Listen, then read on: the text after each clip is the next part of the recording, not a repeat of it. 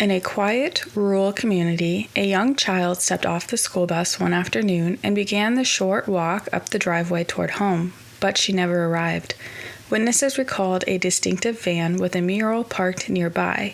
Despite frantic searches by family, neighbors, and authorities, no footprints were found in the snow, only mysterious tire tracks leading partway up the drive. The disappearance sparked one of the largest investigations in the region, with thousands of interviews, countless leads, and sightings of similar vans reported across multiple towns.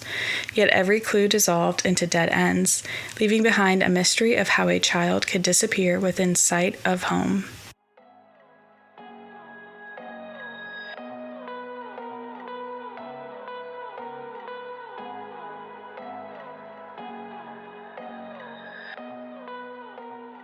Welcome to Without a Trace. I'm your host, Jolynn. Every file holds a mystery. Every story deserves to be heard. This is Cherrie's story. Cherrie Mahan was born on August 14, 1976, just one day after her mother, Janice's 16th birthday. The man that Janice said was Cherrie's biological father wanted nothing to do with the girl and denied all claims that she was his daughter. Janice later said the pregnancy had been a result of her being raped. Janice continued to live with her parents when Cherrie was first born, and Cherrie was extremely close to her grandparents. Janice and Cherrie moved out once Janice married a Vietnam veteran, Leroy McKinney, who willingly accepted Cherrie as his stepdaughter.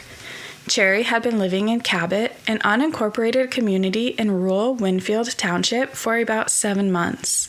Her mother and stepfather decided to move from Saxonburg, Pennsylvania the previous summer because they thought the countryside would be a better place to raise children. Cabot was an extremely safe community with very little crime. The move meant Cherrie had to change schools, but she had little problems adjusting to the move, and the friendly and talkative child soon made friends with her classmates at Winfield Elementary School. Cherrie was a bright student, with her favorite school subject being spelling, but she also loved art and loved to draw. She wanted to be an elementary school teacher when she grew up. Friday, February 22nd, 1985, started out like any other morning for Cherrie. She was excited this day as her mother planned to take her to a sleepover when she got home from school. Her mother, who worked in the housekeeping department of a nursing home, was off that day. She dropped Cherrie off at the bus stop, which was located about 55 feet from the base of their driveway. When the bus arrived, the two told each other that they loved each other, and Cherrie boarded the bus. Janice then headed into town to go shopping. Cherrie had received a stuffed Care Bear for Christmas, and the family dog had gotten a hold of it and chewed its face off. Janice wanted to get Cherrie a replacement for it. It would be waiting for her when she got home from school. On this day, Cherrie and her best friend Lindsay had dressed alike, both wearing sweaters, denim skirts, and nylons. At some point during the day, Cherrie somehow got a rip in her nylons. It upset her, but not because her nylons were ruined. She was upset because it meant that she and Lindsay were no longer dressed the same. For Jackie Pfeiffer, Cherrie's third grade teacher, it was just another school day. She decided at one point to have the students arrange their desks in a circle for discussion time, a common practice in the classroom. On that day, the class talked about things that bothered them. When it was Cherrie's turn, she told the class that she was concerned about her neighbor's dog. She still had scars on her left arm from a dog bite she had sustained when she was younger, and it left her fearful of dogs. This was also the day that the third graders received their school pictures. Cherrie's teacher handed her an envelope with her photos inside, and she carefully placed the envelope in her backpack. Cherrie was excited for the school day to end so she could go to her sleepover. At approximately 4:10 p.m., the school bus dropped Cherrie off at the base of her driveway. She exited the bus with 3 friends. Her friends got into a car driven by the mother of one of the girls. Debbie Burke was sitting in her car near the bus stop waiting to pick up her 2 children as well as one of their friends, something she did every day. Debbie watched as Cherrie straightened her jacket, adjusted the straps of her backpack in preparation for her walk home. After a quick glance in her rearview mirror to make sure her kids were buckled in, Debbie checked to make sure that Cherrie had safely crossed the road before pulling away. She watched as Cherrie walked past a bluish-green van which had been parked near the bus stop. Cherrie waved at the car as it drove away, and her friends watched as she began heading towards her driveway. Cherrie turned the corner to walk the 150 yards up her driveway. Inside the home, Leroy and Janice were having a conversation when they heard the bus slow to a halt in front of their home.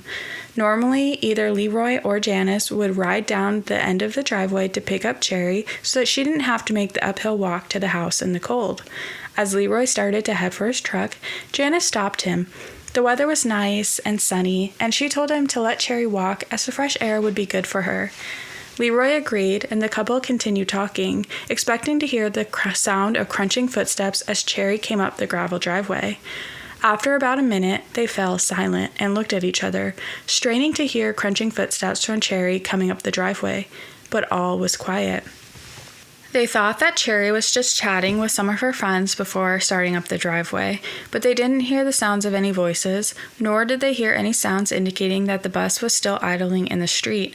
Concerned, Leroy made the short walk down the driveway to the street, expecting to meet Cherrie on her way up.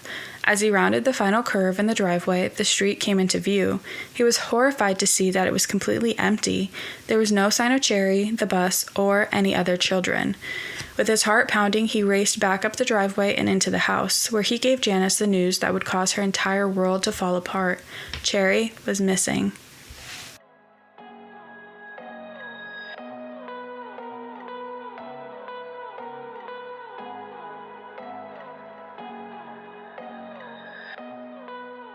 Leroy and Janice's immediate reaction was one of denial. There was no way anything could have happened to Cherrie, not when they were within earshot of the bus stop the entire time. They hoped Cherrie was just preoccupied about the sleepover that was planned for that evening and that she missed her stop. They figured the bus was already on its way back with her in now. As the minutes ticked by without any sign of Cherrie, panic began to set in. Leroy frantically ran up and down the street, yelling that his little girl was missing, while Janice called the police.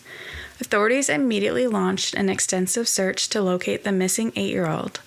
The area around her home was extensively searched with the assistance of bloodhounds and helicopters. Investigators went door to door asking if anyone saw anything. Oddly, the driveway was covered in snow, but there were no footprints in the snow leading to her house. Although authorities did discover a set of tire impressions in the driveway, approximately 50 yards from their home. Neighbors hurried to join the search. Within an hour, there were hundreds of volunteers swarming the area. While search teams scoured the area for any sign of Cherrie, detectives began interviewing the children who had been on the school bus with her that afternoon. The students all saw Cherrie get off the bus, and some of them remembered seeing a large blue van near the bus stop. Although the children had no idea what kind of van it was, they all noted it had a distinctive mural of a snow-capped mountain and a skier painted on the side. None of the children recalled seeing the van before that day. Some students also recalled seeing a blue car parked nearby. Debbie Burke confirmed the children's account of the van in the area, although she hadn't paid much attention to it. Although no one had seen Cherrie getting into the van, police feared that she had been abducted. The search for Cherrie continued throughout the weekend. Every inch of the rugged farmland surrounding her home was searched, but nothing of interest was found. On Monday morning, state police announced that the entire area had been covered, and it was obvious that Cherrie wasn't there. They determined that it was pointless to continue searching the area, and so the search was called off. Authorities believed that Cherrie had been abducted, and investigators focused on trying to locate the blue van that had been seen near the bus stop. The community rallied around Janice and Leroy as word got out about Cherrie's disappearance. A fundraiser was started to raise money that could be offered as a reward for the safe return of Cherrie. Neighbors began circulating cans decorated with Cherrie's picture, urging everyone to donate what they could. The community also organized an auction to further raise money for a reward. Eventually, the reward fund reached $50,000. Detectives were working as hard as they could to find Cherrie, but this wasn't an easy task. They had no physical evidence to point them in the right direction. They desperately wanted to locate the blue van, but even as they looked for it, they admitted they had no idea if it was even related to Cherrie's disappearance. Police published a description of the van and its distinctive painted mural, urging people to keep an eye out for it. As a result, hundreds of sightings were called in. Detectives went through vehicle registration records to try to narrow down a list of possibilities, but they found that there were over 2,000 vans in the area matching the description of the one they were looking for. Detectives were discouraged to find that the ski-themed mural was far more common than they had realized. The possibility that the van they were looking for had been repainted also became apparent to them, making the search feel like looking for a needle in a haystack. A month after Cherrie went missing, a 12-year-old girl in Spring Hill Township was waiting for the school bus when a man in a blue van pulled over and asked her if she wanted a ride to school. Thankfully, her school bus came around the corner a few seconds later, and the man drove off as soon as the school bus came into view.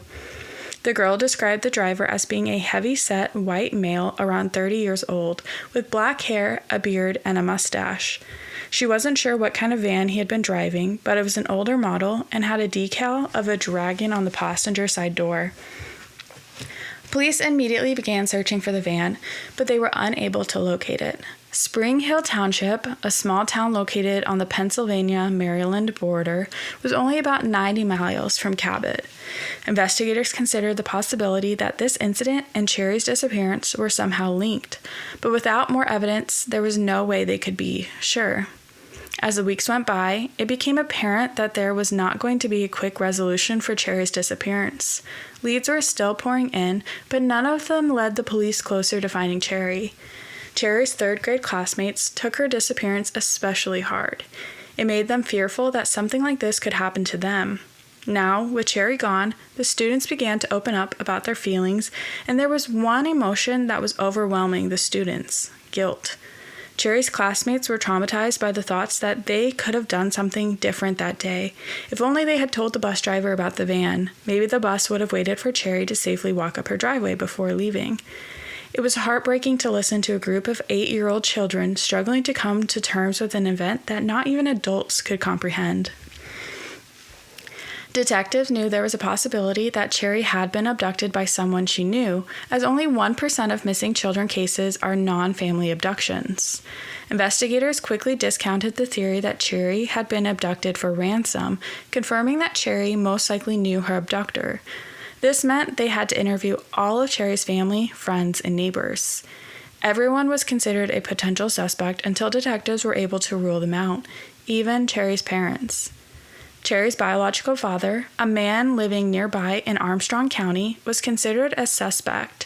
There were some people who believed the man had gotten rid of Cherrie because he didn't want to be financially obligated to take care of her, but detectives noted that Janice had never attempted to get a court order requiring him to pay child support.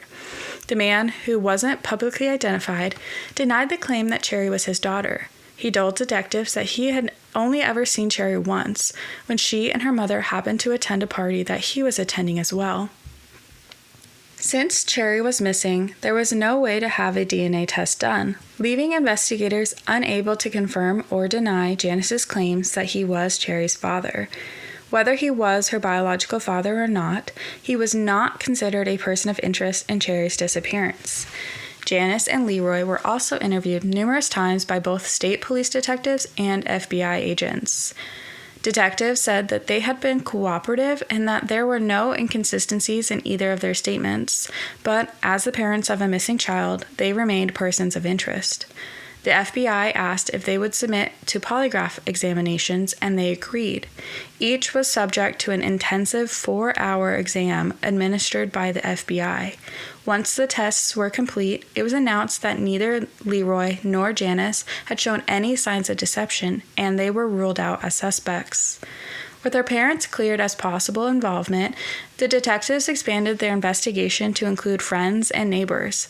They eventually interviewed over 1,600 people, but they were unable to come up with any solid suspects in the case.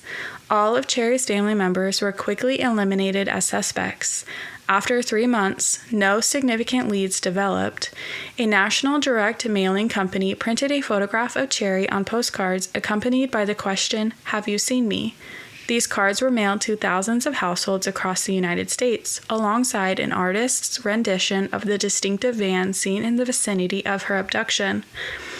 As the 1-year anniversary of Cherrie's disappearance approached, detectives were still no closer to solving the case than they had been when it first happened. Police were still getting around 20 phone calls a day about the case, but none of the tips led them to Cherrie. Investigators had never seen a case with so many leads that went absolutely nowhere. Additionally, there was no evidence that Cherrie had been abducted by the van. There was a small blue car that had been seen parked nearby the bus stop, but authorities chose to pursue the van because of its distinctive mural. Unfortunately, the second anniversary of Cherrie's disappearance came and went without any progress in the case. Detectives were still following up on leads, but the flood of tips that had been coming in slowed to just a trickle. 2.5 years later, on Cherrie's birthday, a similar van was sighted in Bellefonte, chasing two 12-year-old girls. The girls told police a man wearing a ski mask jumped out of the van and chased them after driving the vehicle down an alley with the lights out. The van had a mural of a skier on its side, but in the darkness, the girls were not able to determine the color of the vehicle. Other witnesses stated they had seen a blue car following this van, and that the van was repainted black 1 or 2 weeks after Cherrie disappeared. Authorities had more than 2,000 registrations for vehicles with similar murals. For 2 years, investigators worked full-time on Cherrie's case, but leads began to dwindle, and the investigators had to prioritize other cases. Janice and Leroy began isolating themselves from their friends, especially those who had children. Janice, in particular, carried a lot of guilt about what happened that day. She couldn't forgive herself for not being at the bus stop when Cherrie was dropped off, and she constantly thought about how different things would be if only she had been there. Janice returned to her housekeeping job about 6 months after Cherrie went missing. She knew she needed to attempt to restore some normalcy in her life, but at the same time, she was afraid to leave the house. She was convinced that Cherrie would try to call when she wasn't there. She was so afraid of missing a call from her daughter that she went out and bought an answering machine. The greeting she recorded was heartbreaking. "Cherrie, I love you. Read me the phone number off the phone or call the operator and ask to get to the National Center for Missing Children in Washington. They'll bring you home." The investigation into Cherrie's disappearance remains active today, but police admit they are still no closer to finding out what happened. A psychological profile of the abductor was developed by the FBI, and they concluded that the person who took Cherrie was most likely someone she was familiar with, someone who knew her habits and knew her neighborhood well. Thank you for listening to Without a Trace. I hope you enjoyed our deep dive into Cherrie's disappearance. If you enjoyed today's episode, please subscribe and follow Without a Trace on social media, and join me next week as I dive into another case.